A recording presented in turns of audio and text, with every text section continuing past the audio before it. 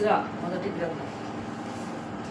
పారసీక దేశపు రాజైన కోరేషు ఏలుబడిలో మొదటి సంవత్సరం మందు ఇర్మియా ద్వారా పలుకబడిన తన వాక్యమును నెరవేర్చుటకై యెహోవా పారసీక దేశపు రాజైన కోరేషు మనస్సును ప్రేరేపించగా అతడు తన రాజ్యమందంతటా చాటింపు వేయించి వ్రాత మూలముగా ఇట్లు ప్రకటన చేయించెను.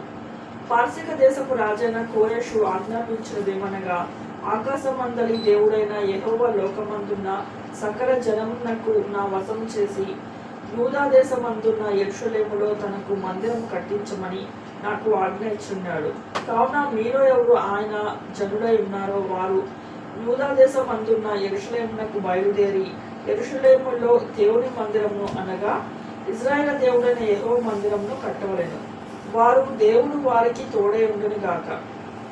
మరియు యెరూషలేములో నుండి దేవుని మందిరమును కట్టించుటకై స్వేచ్ఛార్పణను కాక ఆయా స్థలంలోని వారు తమ యొద్ద నివసించు వారికి వెండి బంగారములను వస్తువులను పశువులను ఇచ్చి సహాయము చేయవలని ఆజ్ఞాపించెను.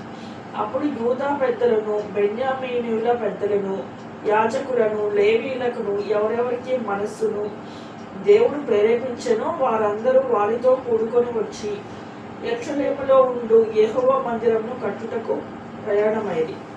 మరియు వారి చుట్టూ ఉన్న వారందరూ స్వేచ్ఛగా అర్పించినవి కాక వెండి ఉపకరణములను, బంగారమును, పశువులను, ప్రశస్తమైన వస్తువులను ఇచ్చి వారికి సహాయం చేసిరి. మరియు నెబుకద్నెజరు యెరూషలేము నుండి తీసుకొని వచ్చి తన దేవతల యొక్క గుడియందు ఉంచిన యెహోవా మందిరపు ఉపకరణములను రాజైన కోరేషు బయటికి తెప్పించెను.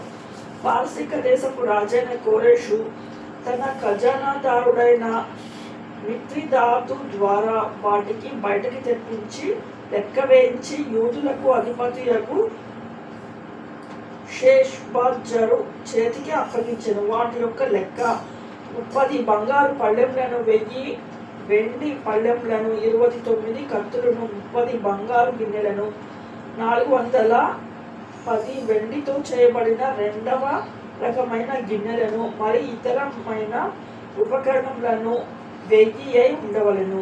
బంగారు వస్తువులను, వెండి వస్తువులను అన్నీ 5400.